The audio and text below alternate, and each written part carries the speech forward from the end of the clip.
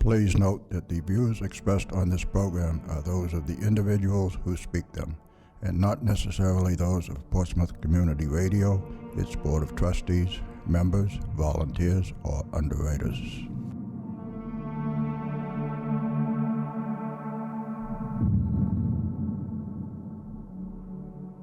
Good evening and welcome to Spirit Radio. I am your host, Willie Hassell. Along with my co-host, Lynn Nickerson, we will take you on a journey into the unknown where the paranormal becomes the normal. A journey to a world cloaked in darkness where reality becomes a thin veil. So sit back, relax, and join us as we venture into the shadows, the darkness, the unknown, and back.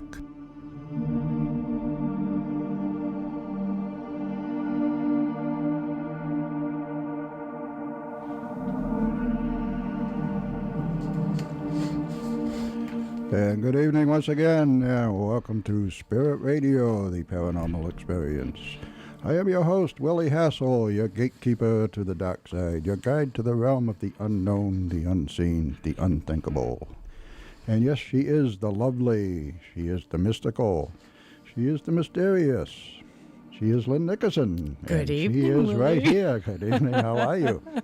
Cold, thank you, and how are you? A little bit chilly myself, but, so I'm wearing my short sleeve shirt, Yeah, I think you're crazy. That's pretty much what you told me a few minutes ago. But We'll have to see what the weather's like in Virginia. We can find that out in a minute, won't we? we will. Yeah, I bet you it's warmer than it is here. I bet there's no question about that. Yeah, I'm hoping. You're hoping. Okay. Well, tonight's guests are Betty Luca, formerly Betty Andeasson, and her husband, Bob Luca. They are joining us on the show to talk about one of the most famous alien abduction cases in history. Betty's visitation and abduction experiences have been documented in the books The Andreasson Affair and The Watchers by Raymond E. Fowler. And it is our pleasure tonight to have Betty and Bob join us to talk about both of their own personal experiences with UFOs, aliens, and abductions. And so please let us welcome now to Spirit Radio, Bob thank you. and Thank you Betty for Luca. having us Good evening. Good evening. Hello. How are you? Very well, thank you. Can you hear us all right? I was having some problems for a while there. It was very soft, but now it seems Is that better? better. Yes. Good. We get that every once in a while. Well, I know we didn't invite you on to talk about the weather, but how is the weather down there in Virginia? It's warmer than you are. Evidently. It's like about 16 or less. We were at 17 last night. Oh, darn. It is About kind of 20 tonight. unseasonably cold down there then, isn't it? Yes, it is, for sure. Oh, darn. Well, we're the only thing you can do is bundle up. What I want to do is kind of give people a little bit of an introduction to what your episode was all about. So I was going to give you a short intro, and then maybe we can start with what happened in 1967. So for those of you who are unfamiliar with the Andreasson Affair Parts 1 and 2, or with the book titled The Watchers, all three of these books are written by Raymond E. Fowler, which chronicle Betty Andeasson Luca's contact experiences. So tonight we'll be focusing on the Andreasson Affair, which is the first book. Now, given that so many years have passed, Betty and Bob have decided it's time to apprise a new generation of this ongoing phenomenon that has not left the building, nor will it stay brushed under the carpet. So, to set the scene for what was happening in the world of UFOs at this time in general, there were three very well-known events. The first one was the abduction of Betty and Barney Hill of Portsmouth, New Hampshire, occurring in September of 1961. That was followed by the UFO flap as seen in the skies over Kensington, Exeter, and Hampton, New Hampshire, over the dates of September 2nd and 3rd of 1965, and that later became known as the incident in Exeter. And then thirdly, 1965 again, November 9, the largest blackout in history occurred, which later became known as the Great Northeast Blackout of 1965. And what happened was it darkened a large portion of the eastern seaboard, including several New England states, as well as parts of the states of New York, and parts of Canada. So Betty's saga began in South Ashburnham, Mass, amidst the backdrop of these unusual occurrences, and her first conscious recall began on the evening of January 25th, 1967. So, I know, Bob, you didn't really come on the scene until a few years after this, so Betty, would you like to begin briefly with what happened in South Ashburnham? Sure. What happened was my mother and father were staying with me because my husband had an accident. He was hospitalized. I have 7 children, and so they came to stay with me so I would have some help. Mm-hmm. And during that time, it was evening, and the kids were watching television. My parents were in the other room, and I was there. And all of a sudden, the lights went out, and we started to see a reddish-orange light flashing through the kitchen area into the living room. And my father evidently got up before me, and we're thinking it's either the fire department or police were out there. It was that pronounced, huh? That bright? It was really bright, yeah. And unknown to me, my father had rushed past me and gone into the kitchen. And in the kitchen, one side toward the back was sort of a pantry. It was half of the room. There was a wall up and halfway, and there was a window there, and then the back window was off to the side in the back. And my father was actually the first to see what was happening, and he saw the little beings coming down the hill. And at first, he didn't want to get involved. I asked him, "Oh, Daddy, Smart man. I'm going to need support with all of this that has happened, because I had remembered certain things, and he was afraid that his Social Security would be taken away from him. That's why he didn't want to get involved. But he said finally, okay, and he spoke to one of the researchers and let them know what he saw, and he said it looked like young kids dressed in costume, like Moon Man that was walking down the hill. And at that point, they had come around the corner, come into my kitchen. They came right through the wooden door. They didn't open it. They just passed right through the wooden door. Amazing. There was, at first, there was 5 of them, and I think one of them went over to where my father was. I could not really see with the wall there, but there were 5 actually that first came in. And I was startled. I'm wondering, what in the world is going on? What's happening here? And they looked so strange. They had blue suits on. They had a large bulbous head with large black eyes. And I'm wondering, what are these beings? And immediately, I believe in the Word of God, and Scripture came into my mind, and it says, "Entertain the strangers, for it may be angels unaware." And you thought of that at that going time? on to say what an angel is supposed to look like. And they looked very strange. But that gave me a peaceful feeling, and all of a sudden a feeling of love just seemed to surround Really? me. And at that point, through the mind, the leader was speaking to me, and I thought that they said that they needed food, so I thought, well, I'll get some meat out of the refrigerator and put it in a frying pan, and I started to cook it, and a little bit of smoke rose up, and the leader jumped backward, sort of stunned to the smoke, and he, again, immediately spoke to me through the mind, and he said, "No, we want knowledge tried by fire." And I thought, well, the Bible has been around for a long period of time. That would be considered knowledge, and it's been so long that it's been here. It's been tried by fire. So we entered into the living room, and when we got into the living room, I saw my mother and my children all sitting on the couch, and they were in a state of suspended animation. And that kind of troubled me, wondering what in the world is happening. And seeing that they wanted knowledge tried by fire, I reached down on the end table and picked up the Bible and passed it to the leader. And when he put his hand out to take the Bible, I could see he had 3 fingers. It wasn't like humans with the 5 fingers. There were only 3 fingers there. He put it in his hand, and then he waved his other hand over it, and 3 other books appeared. They were much thinner. He passed those out to the 3 that were standing beside him, and they immediately took them and put them in their hands, and they automatically opened page after page after page. And that was the Bible that was replicated, right? Yes, yes. How odd. And but I couldn't see any writing in the thinner books. Only light, but it just went page after page after page, and it seemed as if they were consuming whatever it was through their eyes. At that time, also the being, he said his name was Quasga, that was the leader, and what happened was he passed me a thin blue book, and he says, this is for you to look through, and he says, you will have it for 10 days.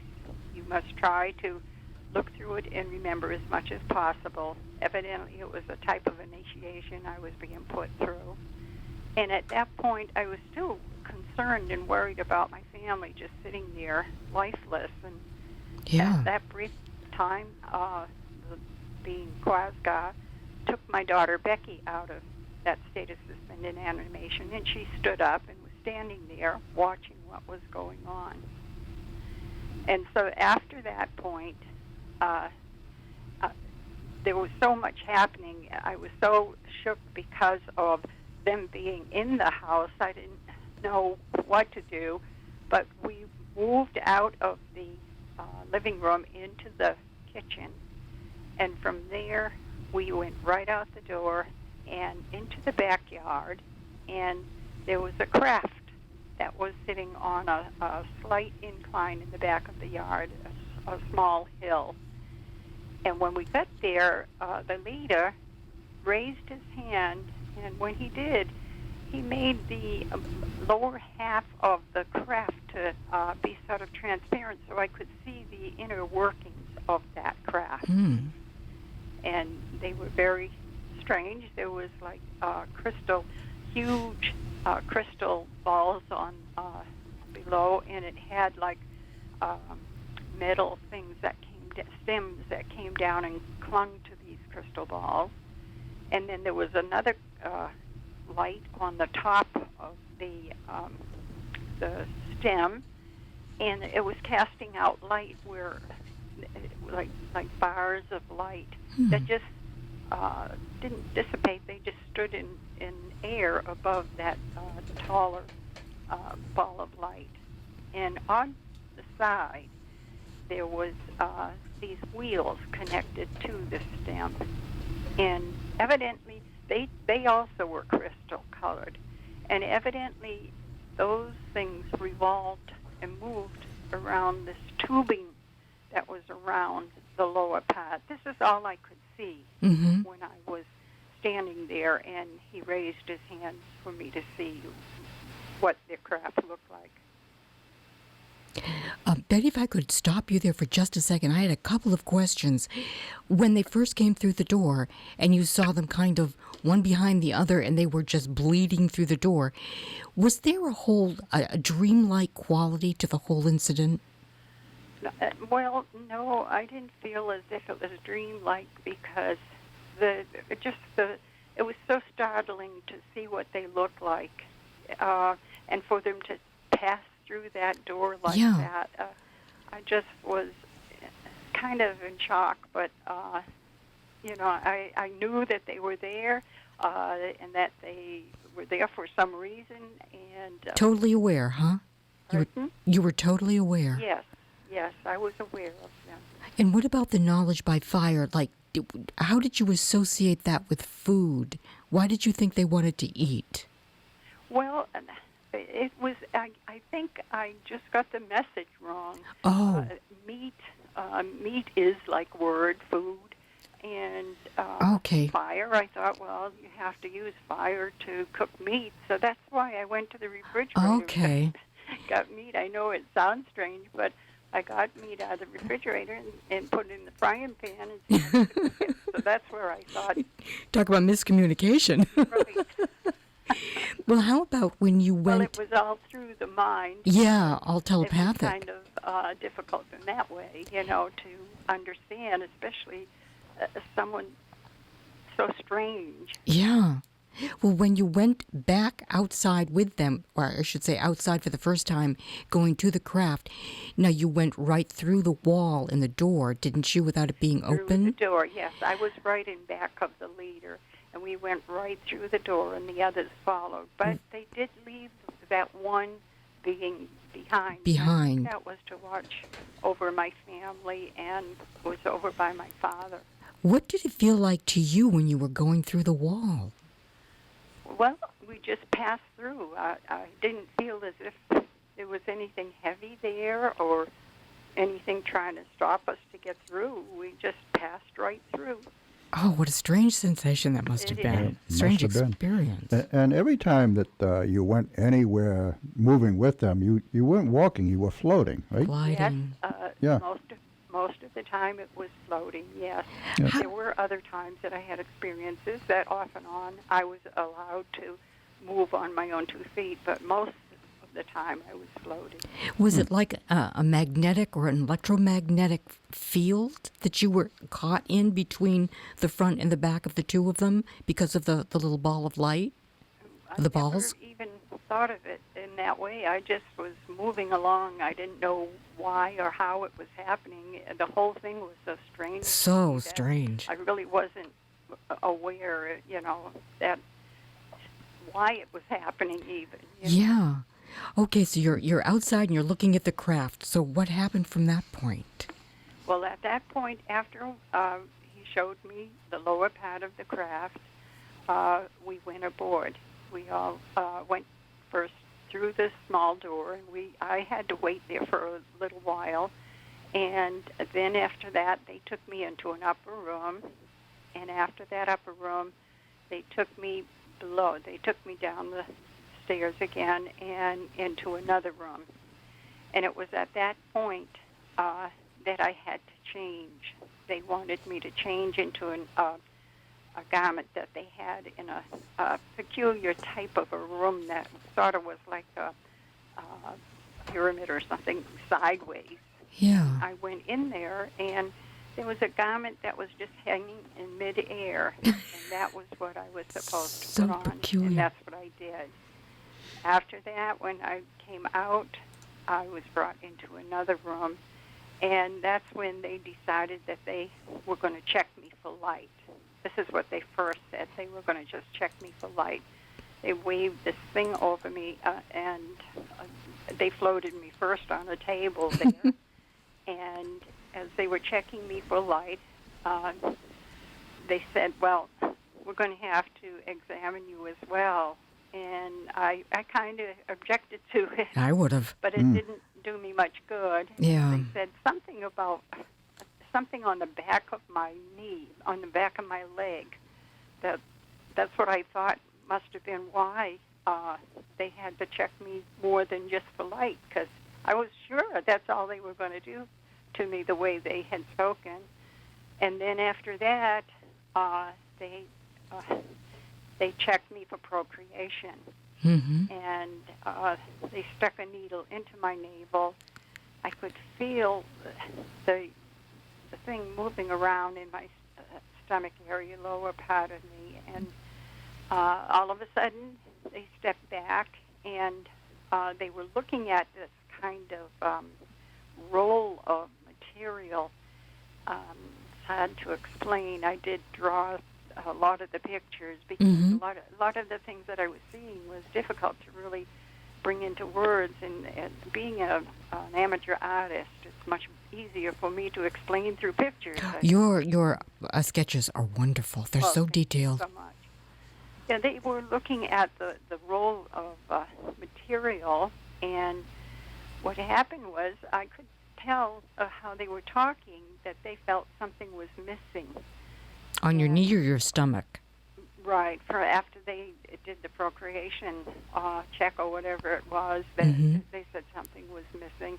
And I had a hysterectomy, and that's evidently what they were seeing. And they were kind of surprised that it was such the case. And then from there, the next thing is they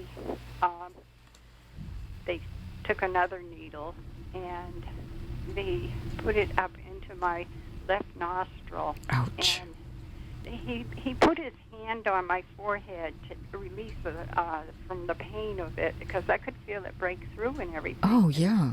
And, that was just fearful, and the thought of feeling it breaking through like that. And when they withdrew it, there was like a BB-like device on the end of the needle. I could see it. That they withdrew, right? They withdrew So it from had my been left there. nostril, Ooh. Now, earlier, I had another experience that I was not aware of until many years later, and that is evidently when They put it in. They had put those BB-like devices inside me. And were there two, Betty? Were there two BBs? No, there was only one BB that they pulled out, but I mean they put in at a different time a lot more, because they showed me a shelf that was sort of magnified, and they said, "This is for you." Oh. And I thought they were little tiny BBs, and then like slivers of glass, it looked like, underneath this thing. And I thought to myself, I don't want those. What are those good for? You know, this was later that this information came out. Mm-hmm. Did you find out the reason for the BBs? I think they may be a tracking device, but I'm not positive. I really don't know. Well, I would assume that too if it were just one, but I wonder why there were so many. Right. Well, that's it. I don't think I got all of them, but they said, this is what we're going to give you. So I'm hoping there's not that many. Oh, I know. I think Willie had a question for you. No, actually, that's what I was going to ask. Oh, okay. If you knew what the BB was for. Well, then, Betty, what was the check for the light? I realize that we've all got an aura, so I would think that wherever we have a problem area in the body, there's a darker spot. Do you think that's what they were checking for, to see if your body was healthy? Evidently, there was something that they were checking me for light, and that's all I thought I was going to have done, the way they assured me, but then they said it was in the back of my knee or my leg, so something, whatever it was, and I kept on objecting. I said, I'm filled with the light. I'm filled with the light because I believe in God, and I feel that's the light that's within us. And so after they said, no, they're going to have to examine me besides, that did trouble me then. Oh, yeah. But, I mean, I was there. I had to go through what I was having to go through. There was no way I could get out of it. But was that light a health check? Do you think that's why they did it, or was it a spiritual check? I really don't know exactly. Okay, I didn't know if you had a feeling about it or not. Yeah, no, Okay. it's just that I was... When they said they were going to measure me for light, I thought, well, okay, That's easy. I believe in the Word of God, and when Christ is in your life, I feel that the light is present. I would be praying for protection at that point, certainly. Oh, my gosh. So please continue. So they checked you for the light and your knee. Right, and what it was, they said that now they would have to examine me physically, and that's when they began to examine me, because they felt justified, evidently. And as I said, when they put the needle in my nose and withdrew that, the leader, who said his name was Krasga, he placed his hand on my forehead, and he took away a great deal of the pain, so it helped me to relax. Oh. You shouldn't have been in pain at all. I don't know why these procedures have to be so painful. Right. What about, when he was going with the needle in the navel situation? They weren't concerned about your pain then. Right. It must have been agonizing. Well, I could feel it moving around, Mm. and when it was sort of a needle that they, not a pointed thing, a long tuber thing that looks like sort of like a needle, but that went into my navel, and I could feel it moving inside and sort of making, it's sort of electrical or something. I don't know how to really explain it, but afterwards when they saw that the reading that they were getting that something was wrong, it was because I had a hysterectomy. Okay, so from that point, is that when they put you in one of the chairs that filled up with liquid? After that, well, I was taken off the table, and I was also put under a bright light as well. I guess it was to cleanse or something. Oh. And then they were taking me into a Quonset hut type room, and there were 4 chairs on one side and 4 chairs on the other side. And they put me in one of the chairs to the left. And what happened was the cover came down. They put this thing into my mouth first and into my nose. I thought I was going to die. I would have panicked. Drown, because liquid started to fill up in the whole chair. It covered me. And at that point, they gave me some kind of sweet syrup that I was able to drink while I was, and this was while I was in that chair with the cover over me and the liquid filling in. After that, it was drained, and I was taken out of that chair, and we're standing on this, it's sort of a black track that moves, and we're standing there, and we started moving along, and the thing was, I was put in another chair, and then from there, the two of the beings were there, and they had now some silver suits on. And matter of fact, when I was in the room where they were checking me, they had some silver suits on as well. So they changed from blue to silver. Right. They were. Okay. Others may have even come in. It may have been another were group. Examining me. But what happened was these two, one was in front of me, one was in back of me. They had these silver suits on, and they took these black hoods and they put them over their head. And we moved along, and we moved right through a mirror, it seemed like. Oh, you had already left the craft at this point, right? Yeah. Okay, if I could stop you there for just a second, Betty. We're at the bottom of the hour, so we're going to have to take a quick break. But when we come back, we're going to discuss where you were and where you went. Okay. In just a couple of minutes, so don't go anywhere. Good. All right, thank you. Supernatural Magazine, the UK's newest paranormal magazine, provides support to Spirit Radio, the Paranormal Experience. It is the magazine's goal to bring every aspect of supernatural news and research from around the world under one roof to create a universal platform for all those interested in the supernatural. More information is available at supernaturalmagazine.com. You are listening to Spirit Radio, the Paranormal Experience on WSCA 106.1 FM, and we'll be right back after this short break.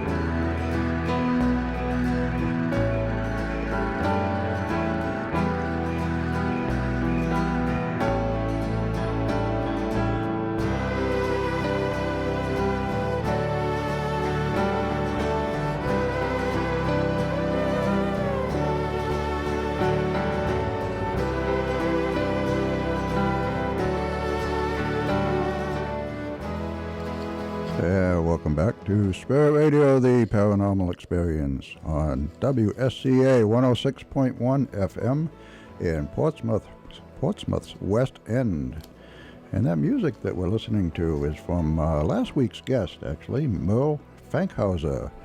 And that is, this one is from his brand new album. It's called The song is Signals from the Dome. Signals from the Dome, I believe.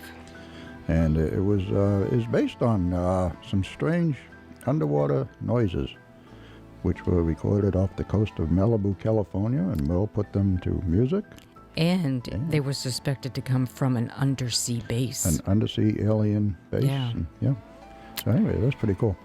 But anyway, programming on Portsmouth Community Radio is made possible by you, our members, and by Living Innovations, helping Seacoast seniors and people with disabilities to lead a full and happy lives at home and in the community. For more information, visit livinginnovations.com. And from the community calendar, the Great Bay Discovery Center will be hosting a free ice fishing seminar. You want to go ice fishing, Lynn?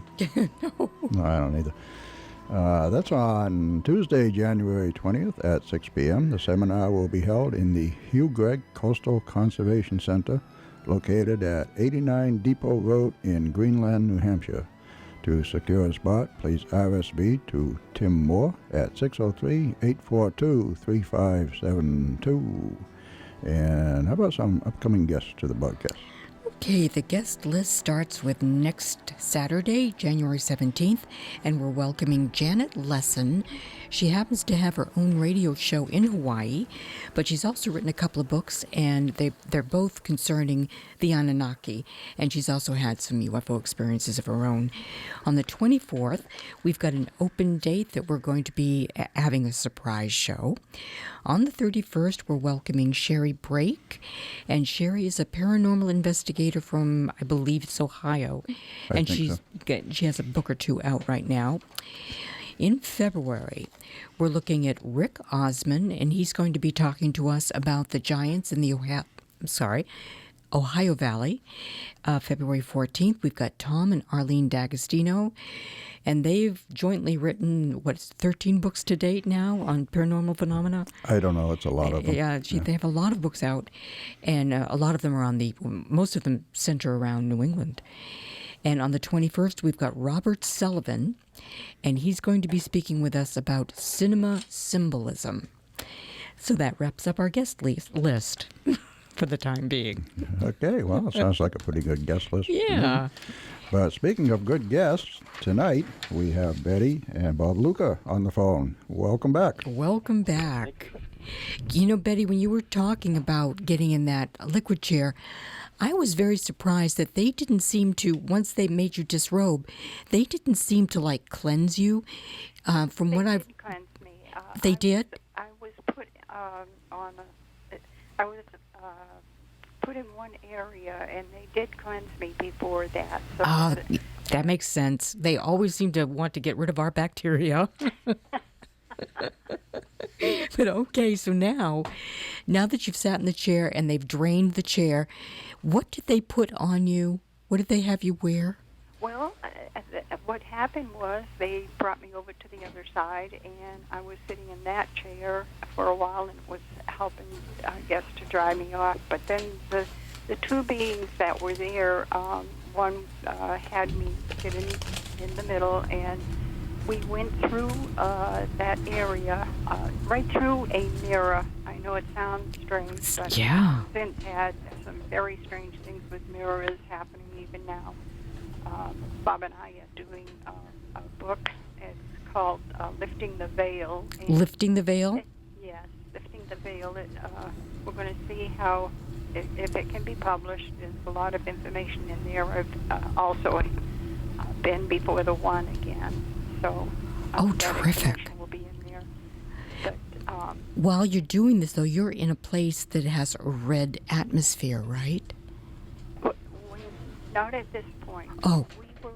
When I was in the Quonset hut type room, I was first in the one chair and to the left, and then to the right, and then we moved out into, it was a cave. It looked like a cave. It was very dark, but Mhm. we were moving along this track, and actually we didn't have to walk. You were gliding. It just moved automatically. One of the beings were in back of me, and one was in front of me.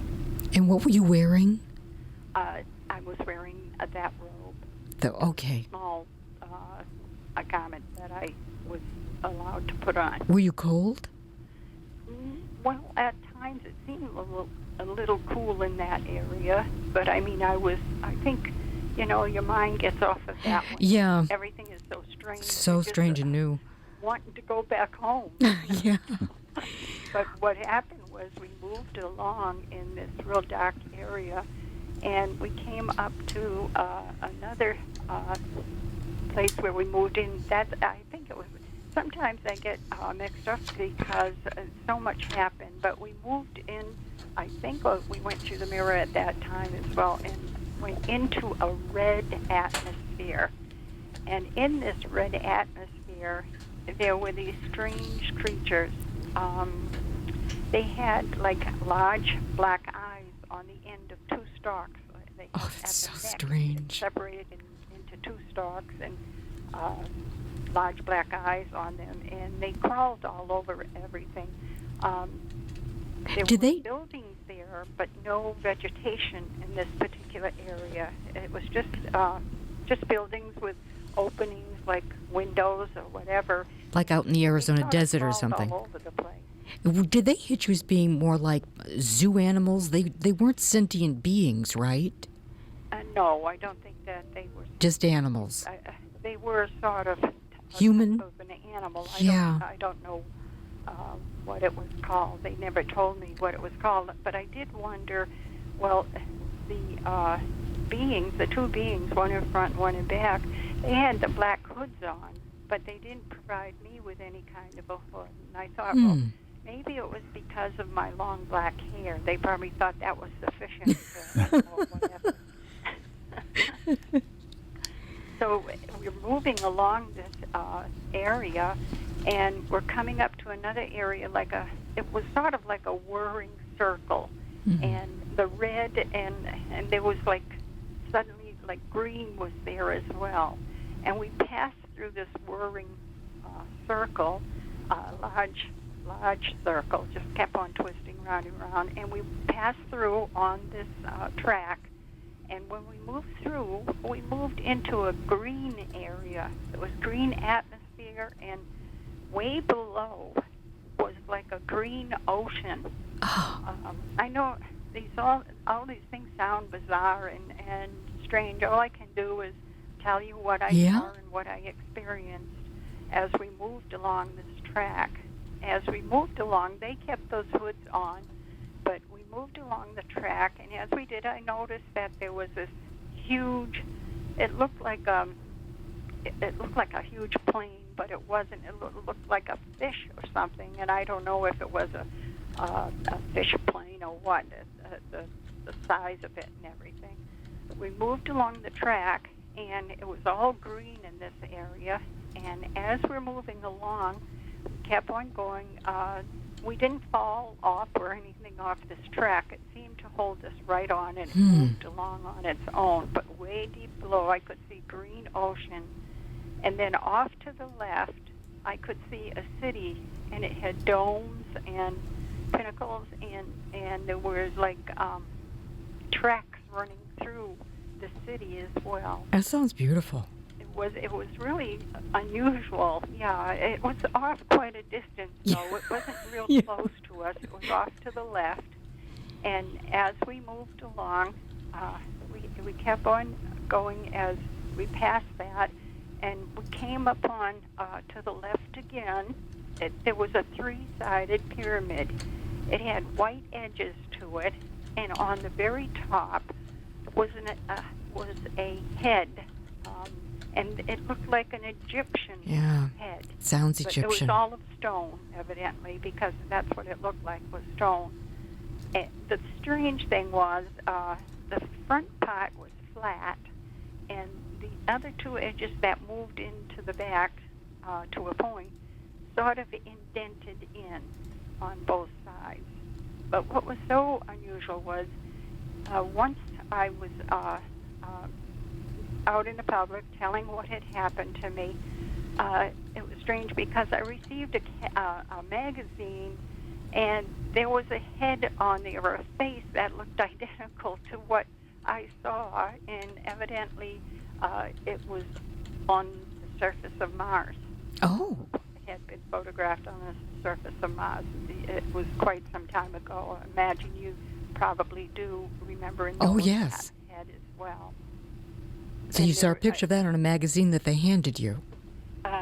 Pardon? You saw the picture of that on a magazine? Someone Wow. sent the magazine to me, and I was really surprised to see the head was identical with the same headdress and everything as was on the surface of Mars. Yeah. So that really surprised me. And as we moved along, it was still green atmosphere, and as we were moving along, it started to get a little bit less green and some bluish look to it as well. And we kept on this track. As we were moving on the track, we came through this beautiful, bright, shining area that was just magnificent. It was like crystals hanging in midair. It was just absolutely so beautiful. A whole bunch of these stones, or just hovering and hanging in midair, and we passed that. You passed through it, didn't you? Yes, and as we went along, we kept on going to where it was getting very, very bright. And we kept on going, and I saw a real bright, bright light. And as we got closer, I saw this huge, huge bird, like an eagle, with its wings down. And the beings, the two beings, stepped off on it must have been land or something. It's hard for me to explain. But they stepped off the track, Mm-hmm. and I had to keep going a distance. And there in front of me, I stopped because there was this huge eagle. And I'm sure it was an eagle, but I know a lot of the investigators thought it was A phoenix? A phoenix. Phoenix, Yeah. Phoenix, they said. But it looked like an eagle to me. And its wings were down, and I could see them the feathers fluffing around, and there was light in back just streaking all over the place. It was bright as could be. And I could feel it seems like sparks of fire were even coming around at that time. And it was getting hotter and hotter. And I stood there before that eagle, and it got hotter and hotter. And I think I must have passed out or something, because the next thing I remembered was this huge pile of Ashes? gray ashes, burning ashes. And then it cooled down, it seemed, and a big, I know Big worm. it sounds crazy. It does, but it's... but this big gray worm crawled out of the ashes. And then off to the side was such a bright, bright light. And it was, I heard my name called twice. Mm-hmm. And I heard them say Betty, Betty. And I was wondering, who is this? But it sounded like a voice with many voices involved in it. And it spoke to me, and it said to me, I have chosen you to show the world. And I thought, what? What is this? And the voice said, you have seen and you have heard. Do you understand? And I said, no, I don't understand. I don't even know why I'm here. What this is happening to me. And that was what it was. This bright light with the voice was telling me that I had been chosen to show the world. Now, did the light seem living to you? Yes. Yeah. Definitely did. It was so bright. It was so wonderful. And it sounded to me like you were talking to God. That's what I think it was. I don't know what else you could call it. I think it was the one, and I think that is God. Yeah. What is so odd is you were contacted as a child, and you hadn't gone through the initiation at that point. So they must have decided it was going to be you, and they knew, since they knew the future, they knew how you were going to turn out.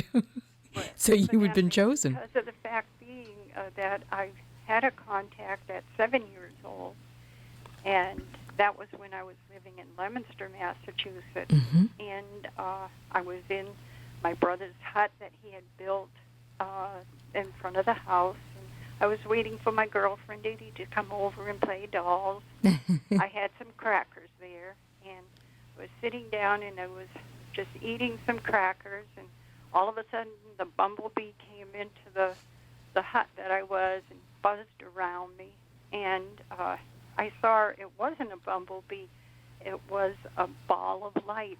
Oh, I've heard that before. It struck me right between the eyes and bit me, and I went down, and I heard them say, "The wee little one is coming along fine."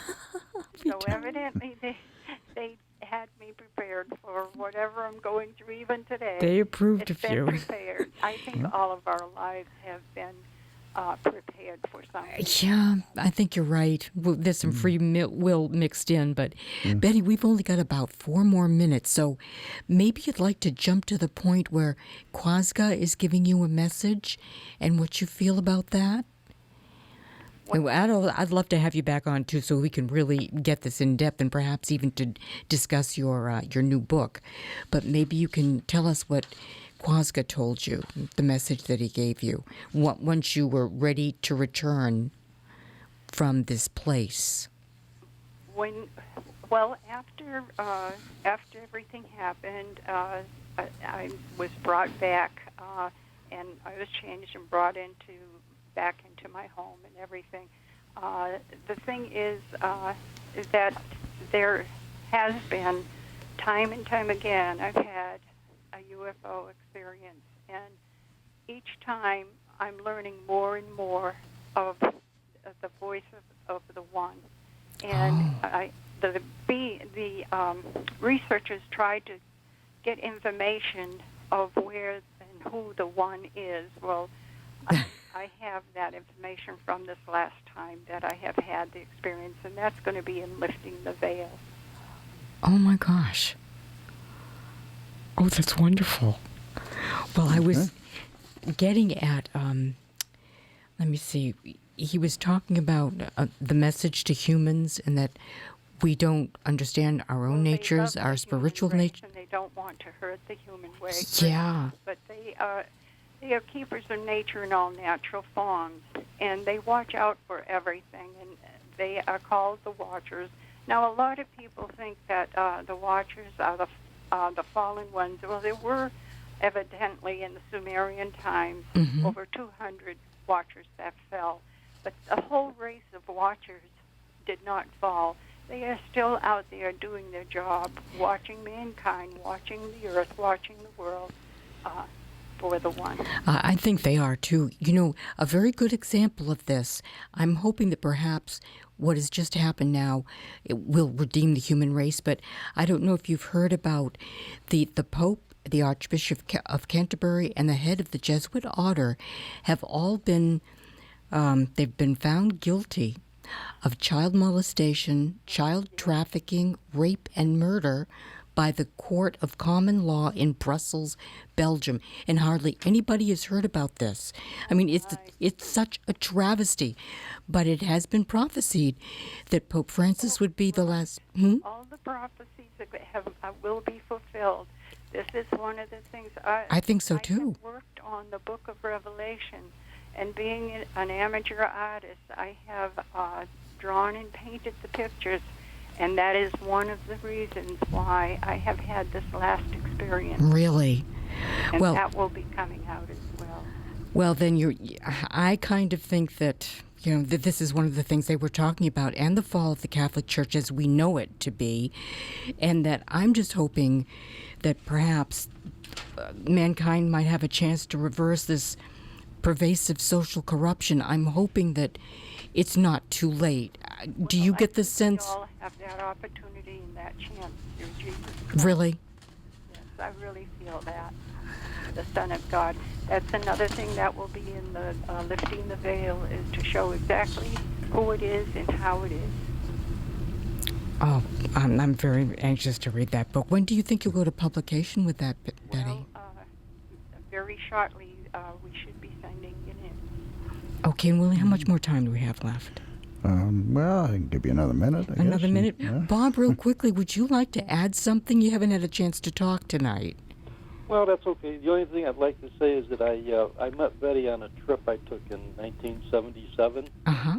and that trip started in 1944, totally unknown to me.